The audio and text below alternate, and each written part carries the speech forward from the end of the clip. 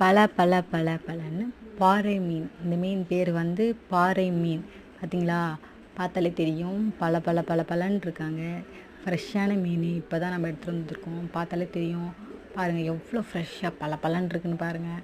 இந்த மீன் செம்ம டேஸ்டியாக இருக்கும். வறுவல் அண்ட் குழம்பு வைக்கிறது எல்லாத்துக்குமே செம்ம டேஸ்ட்டாக இருக்கும். இந்த மீனை பார்த்தாலே தெரியும். இப்போ தான் மீன் கடல்லேருந்து மீன் பிடிச்சிட்டு வந்த மீன். பார்த்தாலே தெரியும் செம்ம ஃப்ரெஷ்ஷு.